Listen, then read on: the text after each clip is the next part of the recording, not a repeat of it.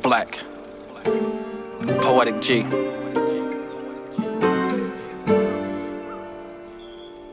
Beautiful love always carries knowledge. Pay attention. Good evening, ladies and gents. I'm King George. I'm the owner of T.Y.I Productions. I am the curator of Black 31 magazine.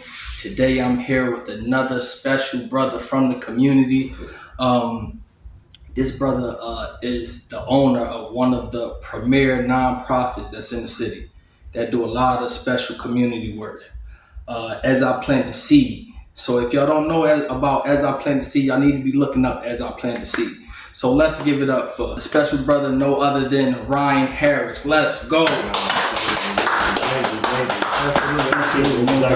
Appreciate no doubt, man. No doubt. Absolutely. Appreciate you, man. Appreciate you being here. Appreciate you for bringing us out to the treehouse. Absolutely. Man. So first I want to ask, what is the nonprofit all about, As I Plant the Seed? So our nonprofit is about kids to at-risk youth between the ages of 5 and 17, just trying to give them a place that they call home, a safe place, if you will, to help them grow, teach them a few things, so we can push them to their full potential and hopefully, them become well-rounded and citizens of the community that give back to as well. So absolutely, I like that's that. That's the goal. Just planting them seeds. Yeah. I hear that, man. I like that. And most importantly, what do you love most about the treehouse? That is ours.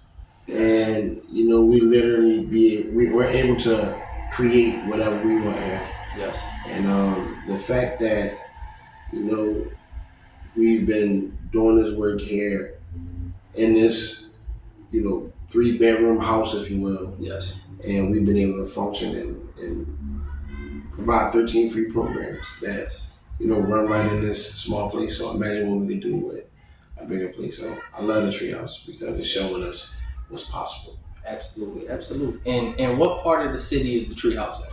Huntington Park. Get it right, not Huntington. I just gotta say it because a lot of people get us mixed up. We are Huntington Park. Yes. North Philadelphia, but we got our own little flavor to North. So we in North, but we kind of like separate. Like everybody know that. And most importantly, what is As I Plant the Seed? What is that bringing to the community? So like I said, we provide 13 free programs for the youth. Yes. From mentoring to chess to graphic design. We got a full music studio in the middle room upstairs. We got a program in a partnership with Rock to the Future, so they teach production and engineering and all the above when it comes to music. We got a jump rope program, a cosmetology program. We have a seedling program, which is like a prerequisite for our mentorship program. Okay. We also have tutoring. Okay. We got boxing. Okay. We have grief counseling. So we got quite a few programs. We have another partnership in a program that we run here is called Philly Blue Grassroots Leadership Program. Okay. So we have quite a few programs there. That's cool. That we offer for free for the community. That's cool. I like it. That's special. Yo, y'all better be tapping in. That's very special. And also, what I would like to know just about the program. How long has the program operated? So we started in 2012. Okay. And we've been operating since 2019. Well, I'll say we've been operating programming since 2020 here, but we got this built in 2019. That's nice. That's nice, man. That's wonderful. And what do you feel as though is your biggest accomplishment today?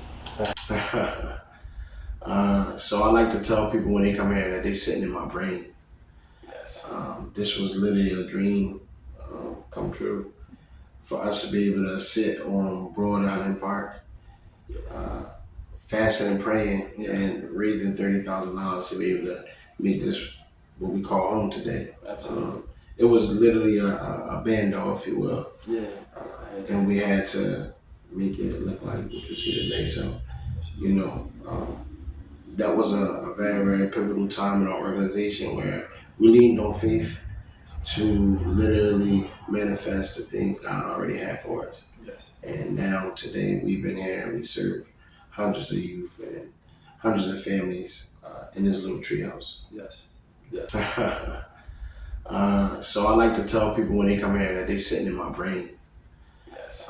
This was literally a dream come true for us to be able to sit on Broad Island Park, fasting and praying and raising $30,000 to be able to make this what we call home today. Absolutely. It was literally a band off, if you will. Yeah. And we had to make it look like what you see today. So, that was a very, very pivotal time in our organization where we leaned on faith to literally manifest the things God already had for us. Yes. And now today we've been here and we serve hundreds of youth and hundreds of families in this little treehouse. Yes. Yes. Now, just to get on a more personal note, right? Okay.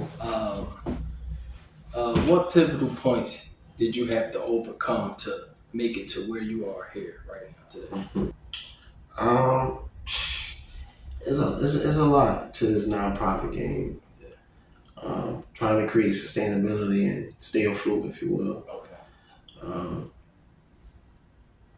Funding is always been hurdles that had to get climbed to be here. Yes. And I won't say that we in the clear of like we found what sustainability looked like, but we've created an ecosystem here to make sure that we collaborating in areas that we are weak at.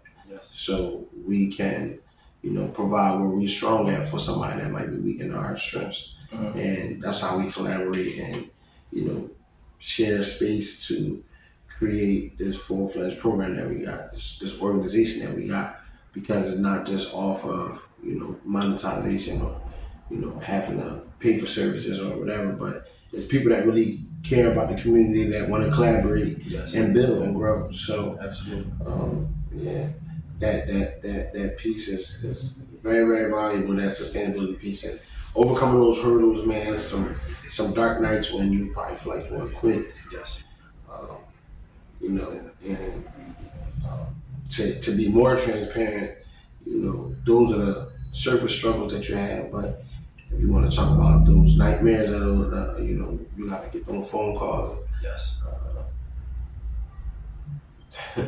When they tell you one of your kids that you mentored, was into something and got shot or whatever. Absolutely. No longer here.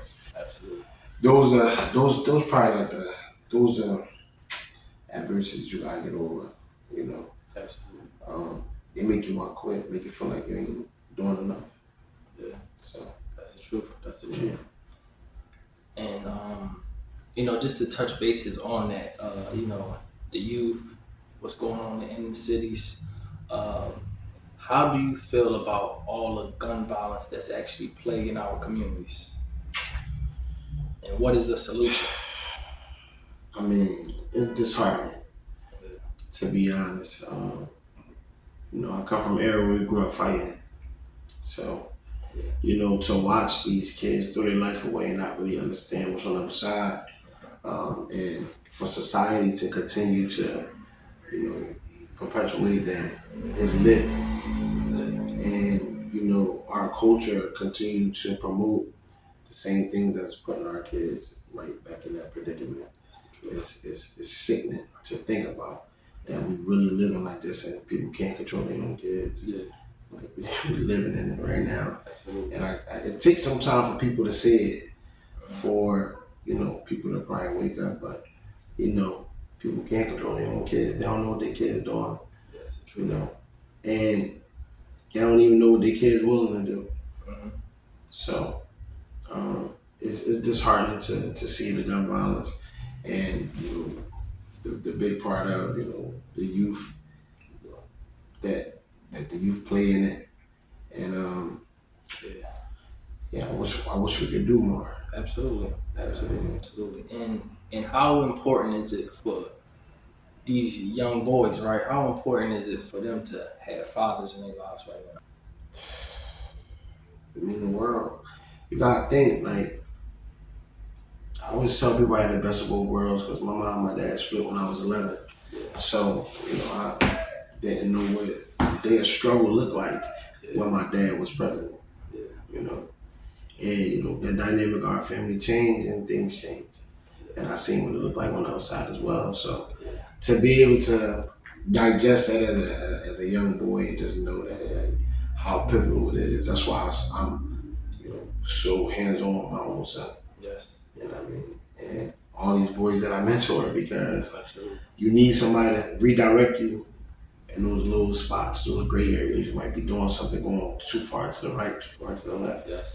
And you about to crash out. You need somebody that with a voice of reason that you respect, that got that authority. You know what I mean? That really make you think about what you about to do.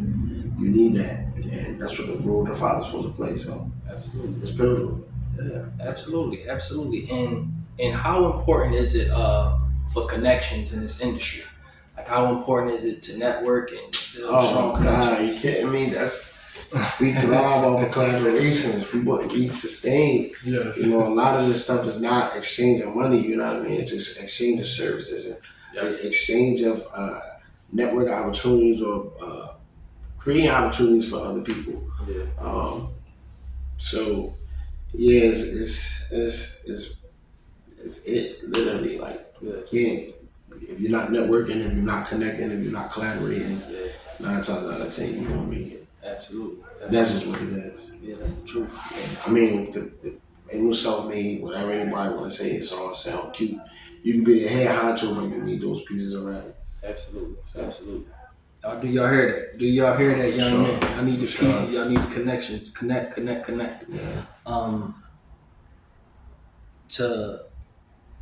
To understand more about just, cause I noticed you mentioned something about funding, right? Okay. What are the aspects of obtaining funding? How do you go about it? And not so much of giving people the whole blueprint, but just showing people active ways of obtaining funding. What do they need to do? First of all, you gotta put the work in and figure it out because, like, I tell a lot of people they want to get into the nonprofit world. Yes. People think they can just jump in this lane and think like, oh, it's gonna be all this money and all this funding, but no, you really gotta create that. When I first got started on the very, very ground of the grassroots level was reaching out to family and friends, starting there. Yes. Reaching out to anybody that was willing to hear your story and they was compelled to give. Yes. And even collaborate early on, like people that really believe in what your mission is. Yeah. And I started early on, just reaching out, and I had a little cheat code. I went to Cheney. Yeah. So I got my skills up. Okay. So I ain't gonna lie. I ain't gonna say like I just got it from scratch, but I got the formula from my late great mentor. He was my professor, Dr. Flynn. Yeah. He literally taught us everything that we know when it comes to building up the community, starting from grassroots level, without making any excuses, and by all means making the connections and getting into those rooms that you need to get into to make this what's happening today possible. So I got some game, so that's why I'm saying how important mentors are. I wouldn't, father figures, mentors, like anybody that's going to guide you in that right direction, like you need that. And I was fortunate enough to be mentored by some amazing men. So, I get to, continue that by paying it forward. Yeah. So, for sure. That's heavy, man. That's heavy. Schooling, Cheney, what was that whole experience like? See you. First HBCU, 1837, we ain't on a trip. Like, you can't even play with them. Like, man, they said you can make it out of Cheney, you can make it out anywhere. Yeah. And I gotta believe that. It took me 7 years to graduate. Yeah. And I had a ball. So, man, listen, Cheney University, if it wasn't for the people that I met there, more so my mentors and staff and faculty, learned a lot. I learned so much. Yes. But probably more than I should have been learning. That's cool. But at the same time, you know, it put me in position. It made me grow up a little bit faster. Yes. And you know, I had people that like really had that like invested in me, like you know what I mean, in so many different ways I probably didn't understand early on, but now when I'm 38, yes, I know how they invested into me, like even tolerating me. I heard that. I heard So, that.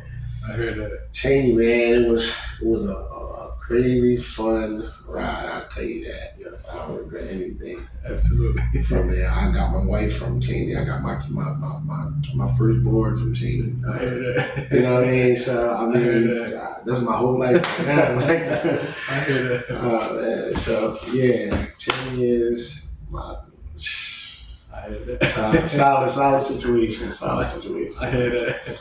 And but just not even me though. But there's a lot of great, a great group of people that I know that I graduated with that's doing amazing work. Not just me. There's a lot of them. I partner with them. You feel what I'm saying? Like we sat in the same classes and we literally doing work together. Yes. Not only just here, but outside of the country, like in Ghana, in New York, and in LA. You feel what I'm saying? So we do what we're supposed to do. So you know what I mean? So Cheney, I gotta give it up to Cheney. Like 7 years strong. Yeah, Cheney.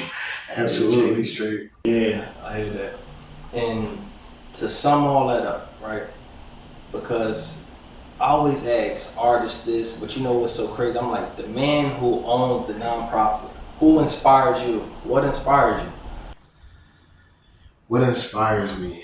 I mean, I told you I feel like, to be honest, I'm living in God's will. And I'm doing the work of God, literally. So it's not even me. I'm just a vessel. So my inspiration don't come from like here. It comes from me finding my divine purpose on this earth and doing what I'm supposed to do and literally living in the will of God. You know what I'm saying? I feel like I'm just doing what I'm supposed to do. That's what I'm talking about. You know what I mean? That's what I'm talking about, yeah. And that's simple. And I gotta make it as simple like that because if I make it more complicated, I'm gonna mess up. Yeah. And it's just how you doing what you're supposed to do. And if I stay there, stay grounded, I stay humble, I'm able to still be, stay connected, live in my community, be here, be from here, stay here, you know what I mean? Yes. Absolutely. So just my inspiration is knowing that I'm living in the will of God. Like I always wanted to, not only just make my mom proud, make my dad proud, but just like make God proud. Like they introduced me to God early on, young. So like I got my foundation from literally my mom, my dad, and to be living in the world of God is to be an honorable man, is to be a leader, is to be everything that I'm trying to show the youth now. So absolutely. And if I don't do it, then what's the we got it. We got to work. You know what I mean? Absolutely, brother. Absolutely. That's it. And before we wrap up, right, I always ask every guest this question, right? Okay. So I asked them, what advice do you have for young brothers right now that's in the world right now? What do they need to be successful? How much time I got to answer this question? I got a little backstory. As many times as you want. So how long do you want? I ask that same question to people when they come and mentor. Well, when they come be like guest speakers for our kids. When they leave, I ask them to like leave them with some information. Yes. So I had the opportunity to meet this living legend by the name of Greg O.G. Batman Davis. Okay. He one of the first Crips. Only 10 of them. Now we want to do a history lesson if you don't know, but I'm gonna speed you through. I met him, and I did my research on him because when you think about the gang culture, you think about killing, you think about gangbanging, you think about sex, you think about drugs, you think about all the stuff that they want us to think about gangbanging. So I was introduced to him, and when I met him, it was a complete opposite. a loving man, caring about his community, man. Yeah. Somebody that, I sat at his feet for 4 hours, like picking his brain and literally letting him talk to me about his experiences coming up and being one of the original OG gangsters of the Crips and what they really stood for, and they really stood for community. And they really stood for protecting their families. And they really stood for, feeding the babies, protecting the babies. You feel what I'm saying? So when I learned that and I met him in person and he had that conversation with me, I had to have a new idea of what the Crips was. And the Crips, most of them is, living literally against, everything that the Crips really stand for. Yeah. So it's kind of disheartening. But when I was finished talking to him, I asked him the same question you just asked me. Oh, wow. Yeah, you thought I was going to bring it back for you. I asked him the same question you asked me, and this the same answer when I get it.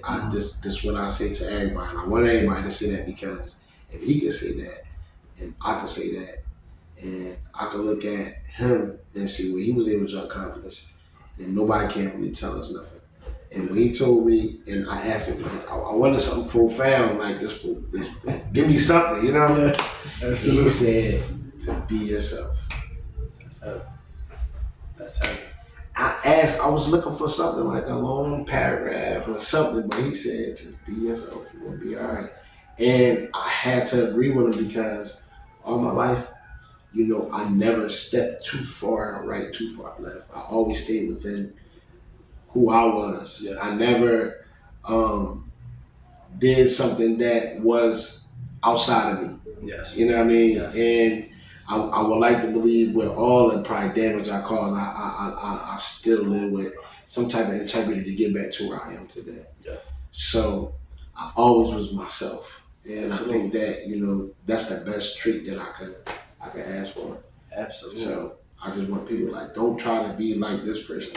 Don't try to up the score because of this, or telling the youngins like, you can literally be yourself. I'm still a cool dude in my neighborhood. You feel what I'm saying? I can walk through my neighborhood. I don't feel threatened. Everybody knew me. I never was a street guy. I never was a corner dude. I never sold drugs. That wasn't my MO. But do I know him? Yeah. Was I cool? Did I have to fight him back in the day? Yeah. But I stayed in my lane, and I'm still cool with everybody still to this day. Like, and up and beyond.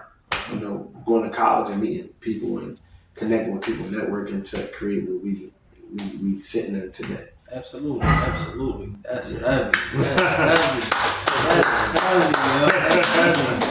You talking about, man, the brother who owned the nonprofit, the brother who's the owner of the treehouse, put together this wonderful space for the kids to come to build themselves up, to learn themselves. I love it. I love Thank it. you, man. Yeah, Thank you. appreciate you. And where can the people find you at? So on all social medias, as I plant this seed. That's Instagram, that's Facebook, TikTok. I think we're on Ryan Harris on LinkedIn. So yeah. That's heavy. Yo, August 30th, we are going to be at One Art in collaboration with Rec Philly. My brother Emil Akalate, his organization Free. When we talking about my other brother from Frankfurt, Buddha, Power Struggle Mentors, we also collaborating with them. Phase 2 Production is running our whole direction. So we about to have an amazing event. Shout out to Heroes Mark Enterprise, also another organization that is a collaborator. So it's going down, bro. We having a experience. So I told you we stood outside to raise money. And the first time we did 2.5 days and we raised $30,000. The second time we was out there for 14 days straight. Yes. We raised $50,000. That's heavy. So now we listen, we gonna create something so we don't gotta sit outside anymore. So this is a free event.